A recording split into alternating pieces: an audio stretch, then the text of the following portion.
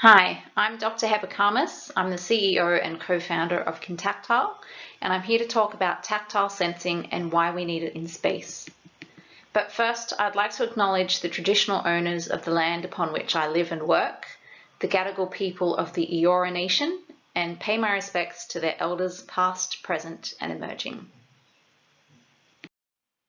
A big justification for sending people to space is because they can do many things and use many tools in response to many unexpected situations, such as repairs on the outside of the International Space Station. This is in large part due to our dexterity. The human hand is a tool that's unrivaled in its sophistication and versatility for interacting with the physical world. Our hands are gentle enough to pick a raspberry without squashing it, or hold an egg without dropping or breaking it. Our hands are also quite powerful. We can hold heavy objects such as the weight of our own body and operate heavy tools such as an axe. And we do all this with high precision and control, and we can easily move from one manipulation task to another. Our sensor touch enables our extraordinary dexterity. Taking a match from a matchbox and striking it is normally a pretty simple task to perform. But we have 17,000 mechanoreceptors innervating the gripping surfaces of the hand. And approximately 2,000 of these mechanoreceptors are in each fingerpad. These receptors transduce mechanical events to nerve afferents, which signal tactile information to the brain. Watch what happens when you take away the tactile sensing. Here, this woman has had lidocaine injected into her skin, so her brain is no longer receiving tactile signals from her fingers. She still has full motor control and vision, yet she fumbles and drops the match and struggles to strike it. Vision is not enough. We need tactile feedback for dexterity. But what kind of tactile information do we actually need? During object manipulation, we apply a grip force. And from a control point of view, there are two conditions which have to be met. We need to use enough grip force to ensure that the object doesn't slip, but not use excessive forces that might damage the object or injure the hand. So how much grip force is enough?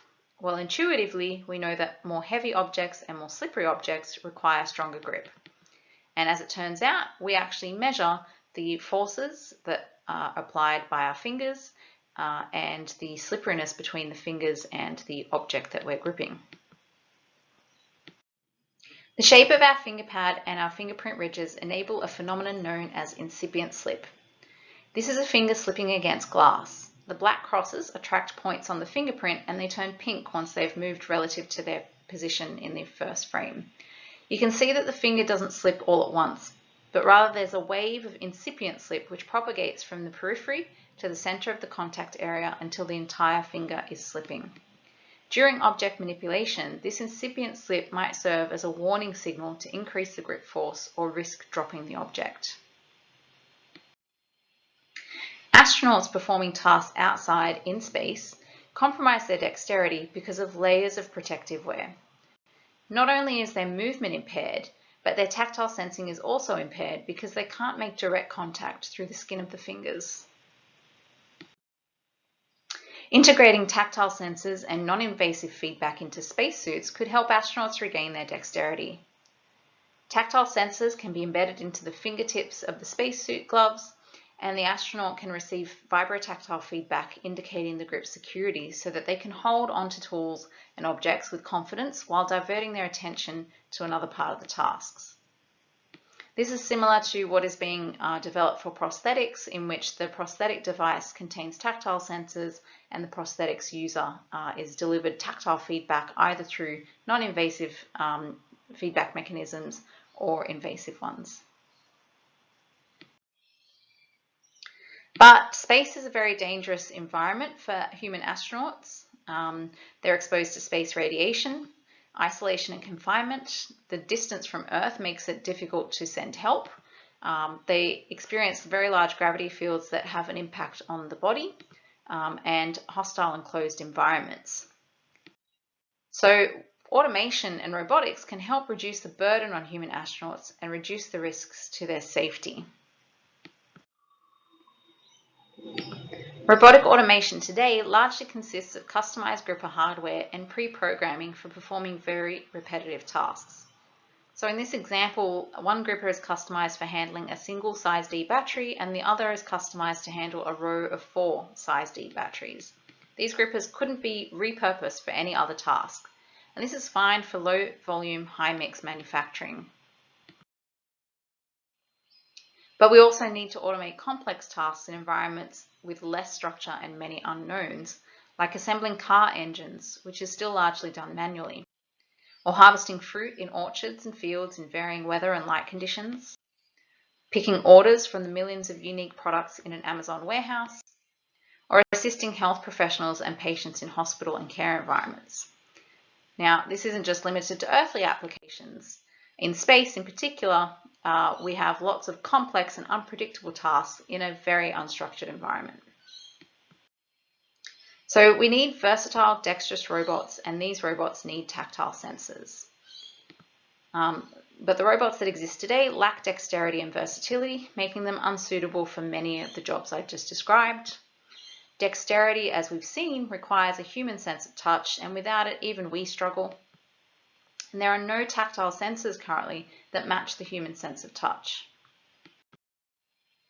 Without adequate tactile feedback, even the most advanced robots fail at simple manipulation tasks.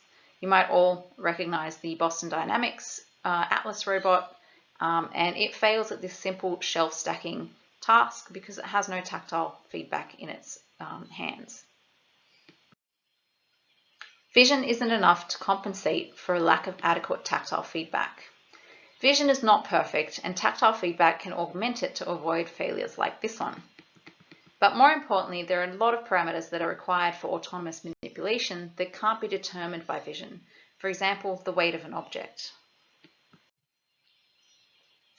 Contactile aims to fill this gap. So versatile dexterous robots require a number of sensation, actuation, and intelligence capabilities. And there are a number of key players in each of these capability areas except for touch sensing. And Contactile is addressing this capability gap. Contactile's patented technology is a combination of robust design and superior instrumentation. The design is a bio-inspired array of soft silicone pillars that are capable of independent deflection. And the pillars have varying uncompressed heights, which generate a non-uniform pressure profile when the sensor contacts an object. This combination of these two design features encourage a partial slip, which is necessary to be able to measure friction, without the need for a gross slip, which should be avoided during object manipulation. The transduction method is optical. A pinhole camera is implemented in each of the silicone pillars. In each of the pillars there's a cavity, and at the base of the cavity LEDs shine light upwards and flood the cavity with light. A reflector at the top of the cavity reflects the light back down through a pinhole in the base of the cavity and projects a spot of light on 4 photodiodes below. When the pillar and reflector are deflected, the spot of light is also deflected, and when the pillar is compressed, the reflector is brought closer to the pinhole and the spot of light grows. The 4 photodiode outputs are decoded into 3D position of the pillar tip and the 3D force applied to the pillar.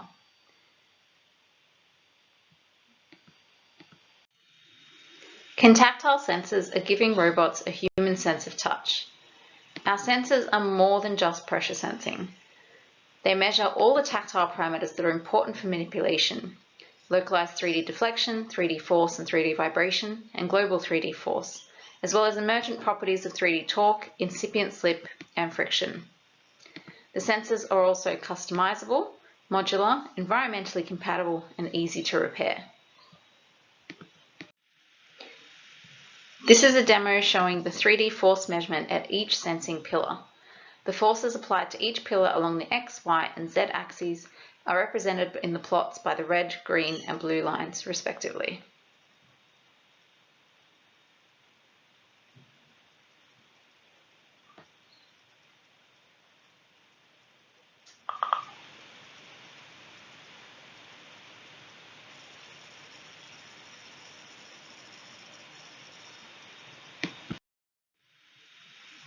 Contactile sensors can also take many forms. This is a quick demo of a single sensing element which we developed as a proof of concept for tasker prosthetics. The X, Y, and Z force can be seen in the yellow, green, and blue plots respectively.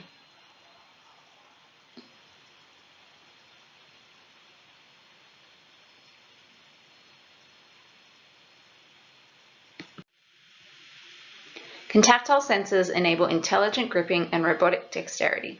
The sensors enable what we call Goldilocks grip: enough grip force to prevent slip, never excessive grip force. The optimal grip force is calculated from the sensor feedback in real time. So you just tell the gripper to grip and the tactile feedback will do the rest. The sensors also enable versatility because they allow a robot to grip different objects without the need to customize the grip of fingers or program the grip parameters. Here, the optimal grip force for holding each of these objects is determined in real time from the sensor feedback.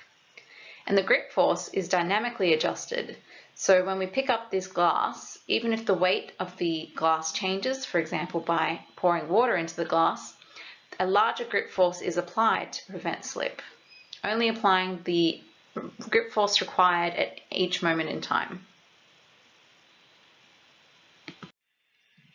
I just wanted to acknowledge my fellow co-inventors and co-founders. We've been developing this sensor technology, the algorithms for slip detection, friction measurement, and grip force control for over 7 years now.